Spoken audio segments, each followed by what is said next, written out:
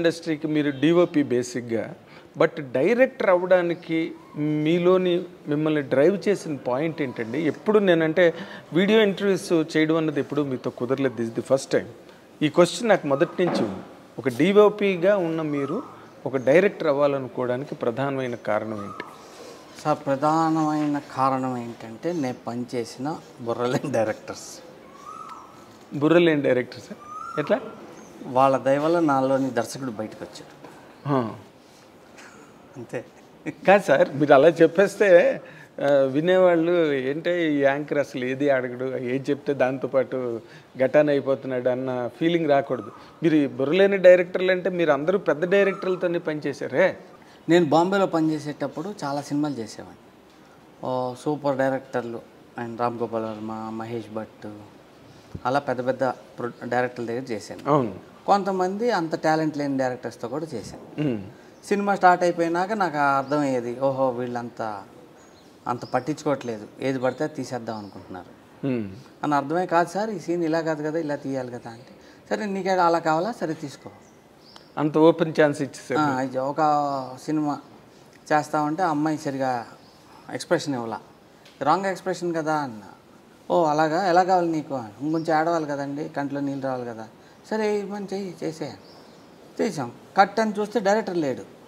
Sir ఏంటి ఓకేనా, నీకు ఓకే అంటే ఓకే నాకు. అలా అలా అలా సినిమా అంతా నాకు వదిలేసాడు. అది పెద్ద హిట్ అయిపోయింది. ఏంటి సార్ సినిమా? మళ్ళీ ఎందుకు ఆ డైరెక్టర్ని మనం అవమానించాం? తప్పే ఉందండి. ఇంకా అన్ని పబ్లిక్ అయిపోతున్నాయి సార్ వాళ్ళు, రేపు యూట్యూబ్లో వచ్చిన తర్వాత. మీరు పబ్లిక్ చేయండి కానీ నేను చేయను. నేను ఎలా చేస్తాను మీరు చెప్పండి, ఏం పబ్లిక్ చేయాలి? నేను ఎవరిని తగ్గించడం ఎందుకు, వీలైనంత వరకు పెంచాలి. నేను ఎట్లా దర్శకుడిని అయ్యాను అన్నారు కానీ, ఓకే అవతలాన్ని ఎలా ముంచాను, వాడు ఎట్లా, మీరు ఎలా డైరెక్టర్ అయ్యారని అడిగాను కానీ ఎవరి వల్ల అయ్యారని నేను అడగల. అది అలా ఒక సినిమాకి జరిగింది. ఓకే. ఇంకో సినిమా ఏబిసిఎల్లో సినిమా తీస్తున్నాను, దాని పేరు తేరే మేరే సప్నే. ఆ cinema first time Amitabh Bachchan గారు ప్రొడ్యూసర్గా తీస్తున్నాడు. అవును. నన్ను పిలిచి, సార్ మీరు ఆ ప్రొడక్షన్ ఎగ్జిక్యూటివ్ షగున్ అని ఉండేవాడు, సో ఈ కథని తేజ నువ్వే కెమెరామెన్, దానికి కొత్త డైరెక్టర్ అని కథ చెప్పారు. కథ చూసి చెత్తగా ఉంది కథ. ఇదేంటి కథ ఎట్టుంది అని చెప్పేసారు. కథ బాగాలేదు, స్టోరీ బక్వాసే సార్, మీరు చేయొద్దు అన్న. లేదు మేము చేయాలి, అది అనౌన్స్ చేసాం. ఈ యాక్టర్లు అందరూ కొత్త కొత్త వాళ్ళు, అర్షద్ వార్సి, సిమ్రన్, వీళ్ళందరూ మేము తీయాల్సిందే, ఆ కథ నువ్వే కూర్చొని రెడీ చేయాలి. నేనేంటి రెడీ చేయటం, నీకు స్టోరీ సెన్స్ ఉంది మాకు తెలుసు, చెయ్యాలి. సరే కూర్చుని మొత్తం దాన్ని కథ మార్చి సెట్ చేసి సినిమా స్టార్ట్ చేశాను. సినిమా ఫస్ట్ డే షూటింగ్కి వెళ్ళి ఇంకా రేపు పొద్దున మొదలవ్వాలి. జయా బచ్చన్ ఫోన్ చేశారు, ఆ డైరెక్టర్ భయపడుతున్నాడు, నువ్వే ఏదో ఒకటి చేయాలి. ఆడు భయపడితే నేనేంటంటే చేసేది, ఇది భలే ఉందే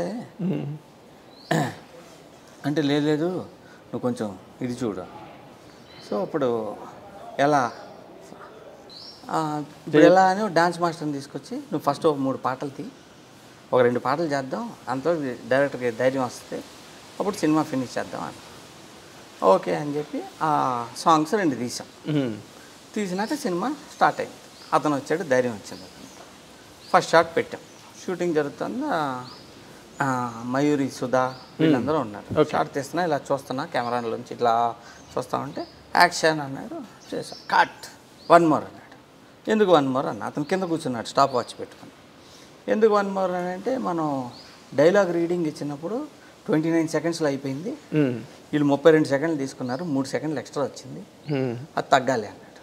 ఇదేంది, ఒక్కొక్క యాక్టర్ ఒక్కొక్క టైమింగ్లో చెప్తాడు కదా, నేను 3 సెకండ్లకి ఇట్టా అంటున్నాడు ఏంటి? సరే 1 మోర్, కొత్తగా నేర్చుకుంటున్నాం, కొత్త డైరెక్టరు, హాలీవుడ్ సినిమాలు చేసాడు అని చెప్పి రెడీ యాక్షన్ అన్న. ఇట్లా కెమెరాలోంచి చూస్తా, రెండో కన్ను తెరిచి ఇట్లా చూసా కిందకి.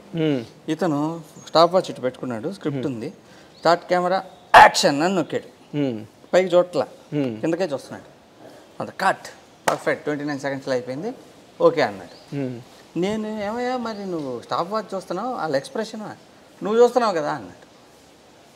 ఓహో, సినిమా అలా తీసాం. లాస్ట్ 10 రోజులు అతను లేడు, సినిమా పెద్ద హిట్ అయిపోయింది. అతను ₹1,00,000 తీసుకున్నాడు ఆ సినిమాకి, నాకు 8 లక్షలు రెమ్యునరేషన్, కెమెరామెన్ కాబట్టి. నెక్స్ట్ సినిమాకి ఏమైందంటే అతనికి 40 లక్షలు, నాది 8-9 అయింది. తీసిందంతా నేను, ఆవిడ చూసిందేమో స్టాప్ వాచ్. అయితే మనమే డైరెక్షన్ చేయాలని ఇన్స్పైర్.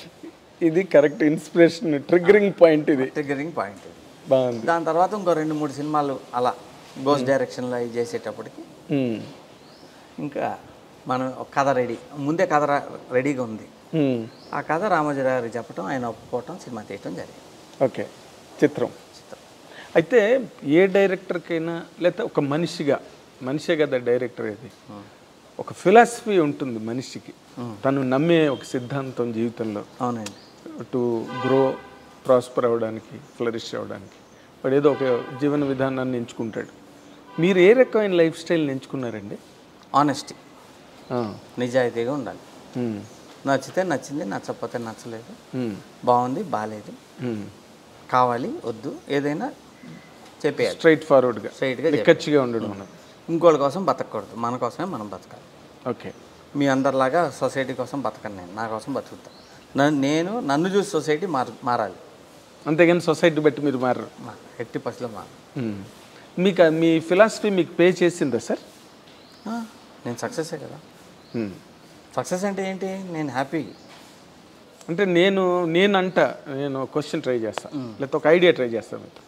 మీరు అవ్వాల్సినంత సక్సెస్ అవ్వలేదన్నది నా feeling, because of your attitude or because of your philosophy or because of your beliefs.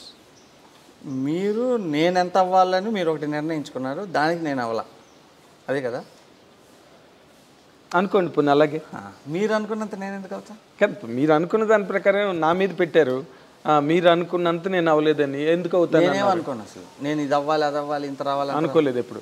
నా లైఫ్ అంబిషన్ ఒక సైకిల్ కొనుక్కోవాలి, మెస్ టికెట్లు బుక్ కొనుక్కోవాలి, అదే నా అంబిషన్. దాన్ని దాటి 100 కోట్ల ముందుకు వచ్చేసా. ఇప్పుడు నాకు సైకిల్ ఇచ్చినా సైకిల్ వేసుకుని వెళ్ళిపోతాయి. ఓకే, కాకపోతే ఇప్పుడు మీరు though you're not silver spoon, not born with, కాకపోయినప్పటికీ మీరు ఒక అంతస్తుకు చేరుకున్నారు. అంటే చిన్నప్పుడు మా ఫాదర్ మదర్ ఉన్నప్పుడు మేము చాలా రిచ్, తర్వాత వాళ్ళు పోయినాక రోడ్డు మీదకి వచ్చేసా. ఎలా అండి? ఎవరు లేదు, చిన్నోండి కదా, వచ్చి మళ్ళీ అక్కడ నుంచి మళ్ళీ. అంటే ఆస్తులు పాస్తులు ఏం లేవా మీకు చిన్నతనంలో? ఉన్న ఎట్లా ఎవరు చూసుకునే? ఓహో, అది బేసిక్ మీకు పెంపకం సమస్య, ఆస్తులు గట్ట ఉన్నప్పటికీ. నేను సర్వైవ్ అవ్వాలి కదా, సో రోడ్డు మీద ఉండి అక్కడ నుంచి అలా అలా పెరిగి మళ్ళీ అన్ని పేరు గీరు అన్నీ సంపాదించుకొని ఇక్కడికి వచ్చి నాగేంద్ర కుమార్ గారికి ఐ డ్రీమ్లో ఇంటర్వ్యూ ఇస్తున్నాను. ఇంతకుముందు మీరు చాలా మందికి ఇచ్చారనుకోండి, అదే కానీ ఇంకా ఇవ్వగలుగుతున్నా కదా. ఇంకా ఇవ్వగలుగుతున్నారు. ఇచ్చేందుకు మళ్ళీ మీరు కొత్త అవతారాలు ఎత్తుతున్నారు కదా. ఇప్పుడు అహింసతో మళ్ళీ ఇంకో కొత్త అవతారం ఎత్తారు. అవతారాలు ఈ మధ్య కొంచెం చాలించారు కొన్ని సంవత్సరాలు. ఇప్పుడు ఇంకా కంటిన్యూస్ చేస్తా, అవతారాలు నాన్ స్టాప్ కంటిన్యూ అవుతాయి.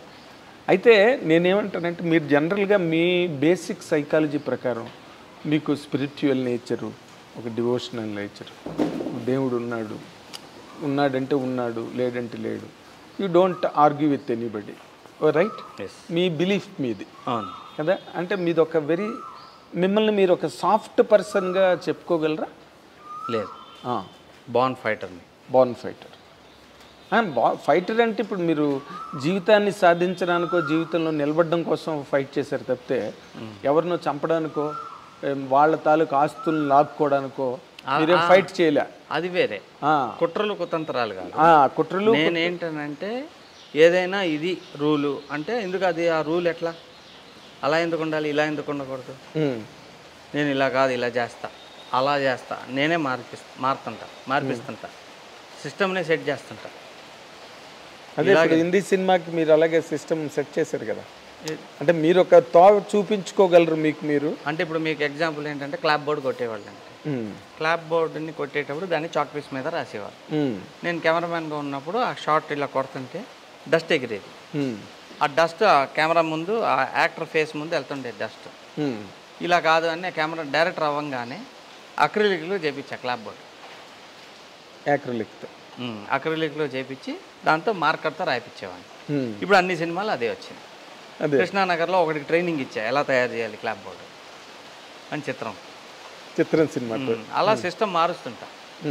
ఇప్పుడు మొత్తం సినిమాలన్నీ తెలుగులో ఫిల్మ్లో తీసేవాళ్ళు కాదు, డిజిటల్లో తీయాలి ఫుల్ సినిమా అని చెప్పి నీకు నాకు డాష్ డాష్ సినిమా మొత్తం రెడ్లో ఫస్ట్ సినిమా ఫుల్ సినిమా దాంట్లో తీసి రెడ్ కెమెరాలో తీసినాక అప్పుడు మిగతా కెమెరామ్యాన్ని పిలిచి ఇది ఫిల్మ్లో కాదు డిజిటల్లో తీసామని చెప్పలా.